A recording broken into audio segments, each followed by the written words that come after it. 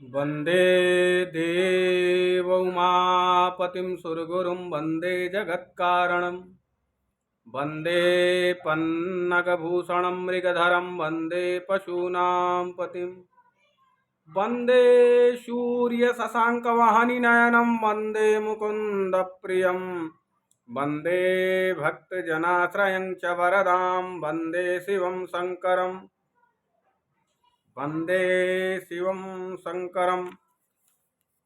अकारण करुणा वरुणालय अनंत कोटि ब्रह्मांड अधिनायक श्री बिहारी जी के चरणों में बारंबार वंदन एवं प्रणाम करते हुए अनंत मनवंत हनुमंत लाल जी के चरणों में साष्टांग दंडवत करते हुए श्री भूत भावन भगवान भोलेनाथ के चरणों में बारंबार दंडवत करते हुए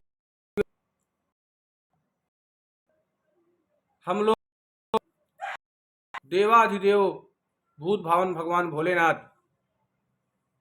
की पूजा कैसे, हमारे पास जो सामग्री है उससे तो हम पूजा करें। अगर हमारे पास कुछ सामग्री नहीं है तो हम भगवान भोलेनाथ की मानसिक भी पूजा कर सकते हैं, और मानसिक पूजा का भी पुण्य उससे ज़्यादा है। हमारे पास अगर कुछ ना हो तो मन से हम भगवान की पूजा करें।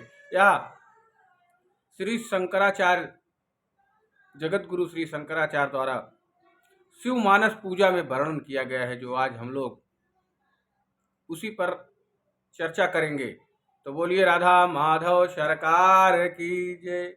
आइए हम लोग शिव मानस पूजा के मंत्रों को सारांश सहित श्रवण करेंगे। रत्नैः कल्पितमासनं हिमजलैः स्नानं च दिव्याम्बरं नानारत्नविभूषितं मृगमदामोदाङ्कितं चन्दनं जाति चम्पकबिल्लपत्ररचितं पुष्पं च धूपं तथा दीपं देवदयानिधे पशुपते रथकल्पितं गृह्यताम्। हे दयानिधे, हे देवाधिदेव, हे पशुपते, हे देव, यह रत्न निर्मित सिंहासन, शीतल जल से स्नान, नाना रत्न विभूषित दिव्य वस्त्र, कस्तूरी का गंध समन्वित चंदन, जूही, चंपा और बिल्व पत्र से रचित पुष्पांजलि तथा धूप और दीप, यह सब मानसिक पूजोपहार ग्रहण कीजिए। अगर हमारे पास कुछ नहीं है तो मन से हम कहें कि हे प्रभु, हे भोलेनाथ, हम मन से आपको धूप दीप नैवेद्य सब लगा रहे हैं, आप आइए ग्रहण कीजिए। तो सहजता से हमारे भोलेनाथ पदार्पण करके आपके भोग को स्वीकार करते हैं, मानसिक पूजा को भी स्वीकार करते हैं। इसलिए कुछ ना हो तो मन से ही हम भगवान भोलेनाथ का ध्यान करें, मन से ही उनका पूजन करें, मन से ही उनका अभिषेक करें, तब भी उनको संतुष्टि मिल जाती है और वह अपने भक्तों का सर्वथा कल्याण करते हैं। ऐसे हैं हमारे भोलेनाथ। बोलिए भूत भावन भगवान भोलेनाथ की जय। सौवर्णे नवरत्न खंड रचिते पात्रे घृतम पायसम भक्षम पंचविधिम पयोदधियुतम रंभा फलम पानकम शाकानाम युतम जलम रुचिकरम कर्पूर खंडोज्वलम तांबूलम मनसा मया विरचितम भक्त्या प्रभो स्वीकुरु। मैंने नवीन रत्न खंडों से खचित सुवर्ण पात्र में घृत युक्त खीर, दूध और दधी सहित 5 प्रकार का व्यंजन, कदली फल, शरबत, अनेकों शाक कपूर से सुवासित और स्वच्छ किया है। मीठा तथा जल, तांबूल, ये सब मन के द्वारा ही बनाकर हम आपके चरणों में प्रस्तुत किए हैं। प्रभु कृपया आप इन्हें स्वीकार करिए। ऐसा आप अपने मन से निवेदन करिए तो भगवान हमारे प्रभु देवाधिदेव भोलेनाथ आपकी मन से रची हुई वस्तुओं को भी ग्रहण करने के लिए चले आते हैं। ऐसे हैं हमारे भूत भावन भगवान भोलेनाथ। बोलिए भूत भावन भगवान भोलेनाथ की जय।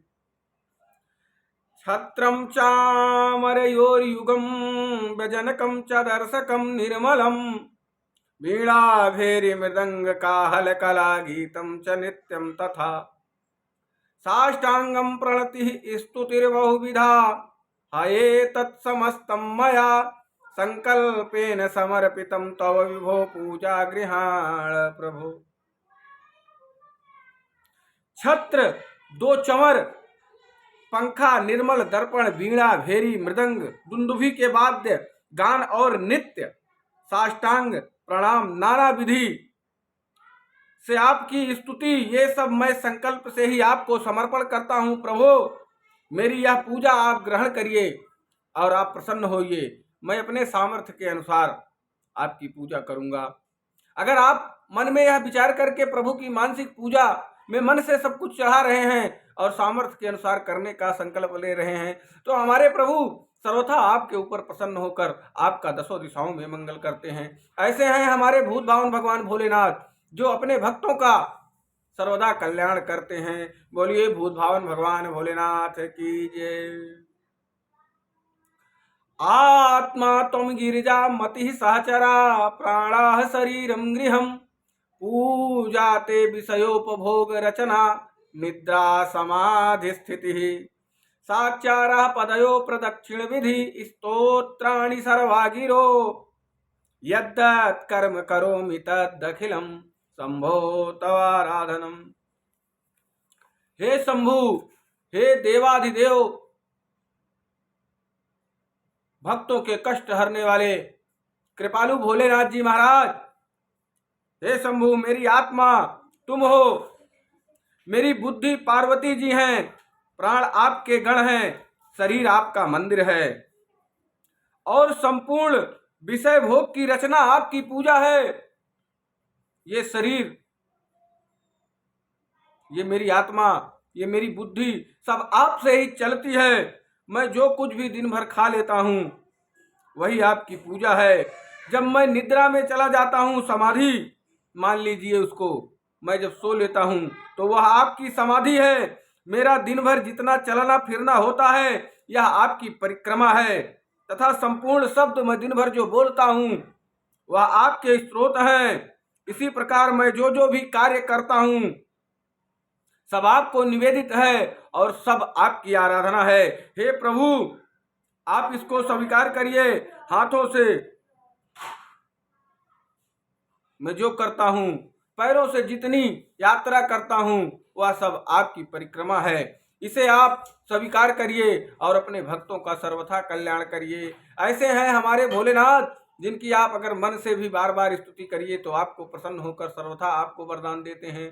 बोलिए भूत भावन भगवान भोलेनाथ की जय।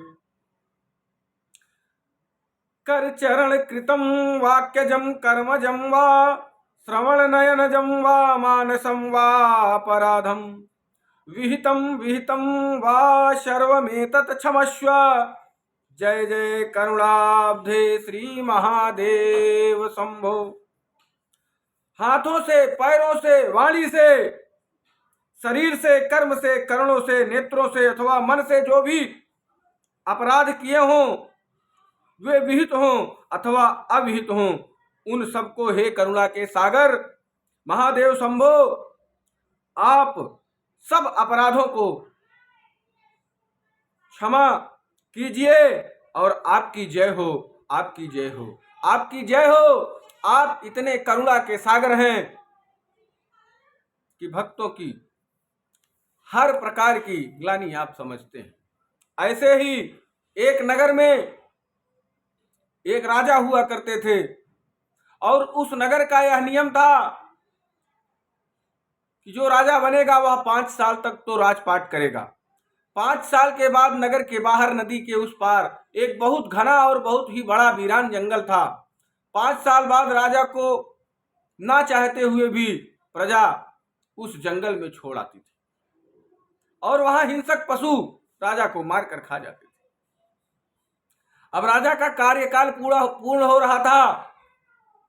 तब मंत्रिमंडल ने यह विचार किया कि अब राजा किसको बनाया जाए। तो कोई अपनी स्वेच्छा से राजा बनने को तैयार नहीं था कि 5 साल बाद उसे जंगल में जाना पड़ेगा और जंगल में जाते ही हिंसक पशु उसे अपना आहार बना लेंगे। तो इस डर के नाते कोई राजा बनने को तैयार नहीं था।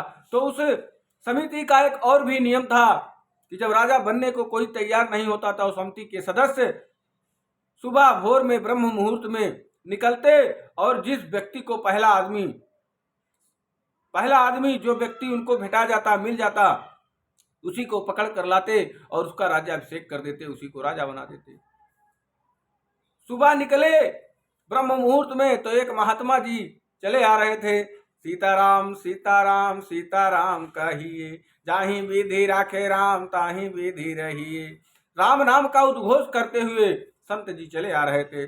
समिति के लोगों ने उनको पकड़ के बोला, नियम के हिसाब से अब आपको राजा बनना पड़ेगा। तो संत ने कहा, राजा तो मैं बन जाऊंगा, लेकिन पहले मेरी शर्त है, बताओ कि राजा बनने के बाद सब मेरी आज्ञा का पालन करेंगे कि नहीं। तो बोले, सब आप राजा रहेंगे, आप जो कहेंगे वो सूर्यधार होगा, आपकी हर बातों का अनुशासन के साथ पालन किया जाएगा, आपके हर आदेशों का पालन होगा।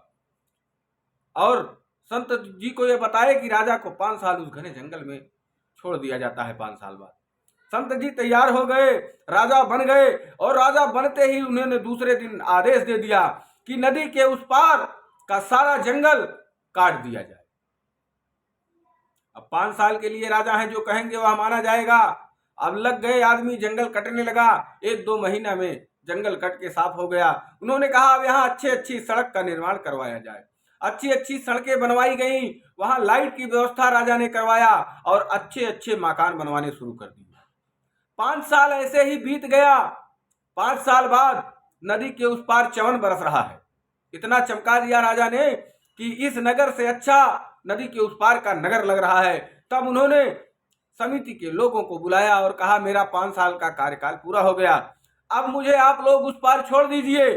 तो सबने हंसते हुए कहा कि प्रभु, अब आप चाहे उस पार जाके रहें चाहे इस पार रहें, कोई फर्क पड़ने वाला नहीं है। इस पार से ज्यादा तो चमन आपने उस पार बरसा दिया है, सारी व्यवस्थाएं दिव्य हैं। अब आप चाहे यहाँ रहिए चाहे वहां रहिए, दोनों तरफ आपने स्वर्ग जैसा माहौल कर दिया है, हर तरफ चमन बरस रहा है। तो ये है, कहने का भाव क्या है? कहने का भाव यह है कि संत महात्मा ने 5 साल पहले की बात सोची, और जो राजा होते थे वो अपने पीढ़ियों के लिए, अपने वंशजों के लिए राजकोष को लूट कर धन को इकट्ठा करते थे कि 5 साल बाद तो हमें जंगल में जाना ही है, तो अपने बच्चों के लिए कुछ ना कुछ बना लिया जाए।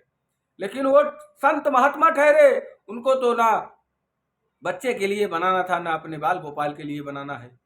वो तो अपने लिए बनाए कि 5 साल बाद मुझे वहां जाना है। तो हम लोगों को भी यह जीवन की देह यात्रा समाप्त करके किसी लोक में जाना है, तो उस लोक के लिए हमको अभी से तैयारी करनी चाहिए, नहीं तो वही जंगल में जाएंगे और हिंसक पशु मार के खा जाएंगे। तो राजा ने 5 साल बाद की सोची कि उसी जंगल में हमको जाना है और उस जंगल में जाकर हिंसक पशुओं का मैं शिकार बनूंगा। तो संत जी ने 5 साल पहले की बातों को सोचते हुए जंगल को कटवा के वहां नगर की स्थापना करवा दी। इसी प्रकार हम जो ये मानव शरीर धारण करके इस धराधाम पर आए हैं भगवान का भजन करने के लिए, वह भूल जाते हैं और माया के चक्कर में पड़कर हम हैं, हम कर रहे हैं, हमारे बात कौन करेगा इसी की चिंता में, अरे मैं कर रहा हूं, यही तो सब गलत है। जो हो रहा है वो ईश्वर की कृपा से हो रहा है, ईश्वर की इच्छा से हो रहा है। अगर हम इसे ईश्वर के ऊपर छोड़ दें तो हमारा सर्वथा कल्याण होगा। बोलिए भूत भावन भगवान भोलेनाथ की जय। तो हम लोग माया के पुजारी बने हुए हैं, माया का पूजन कर रहे हैं, आगे की हमको खबर नहीं है। तो 2 पंक्तियां हमारे पास हैं, माया क्यों पुजारी आगे की कुछ खबर है, इस घर के आगे बढ़कर एक दूसरा भी घर है। तो माया के पुजारी नहीं बनना है, माधव का पुजारी बनना है। माया माया सब भजे माधव भजे न कोई, जो कदापि माधव भजे तो माया दासी हो। माया हमारे प्रभु की दासी है। हमें माया के पीछे नहीं भागना चाहिए, हमें माधव के पीछे भागना चाहिए। अगर हम माधव के पीछे भागेंगे तब माया हमारे पीछे भागेगी। बोलिए राधा माधव सरकार की जय।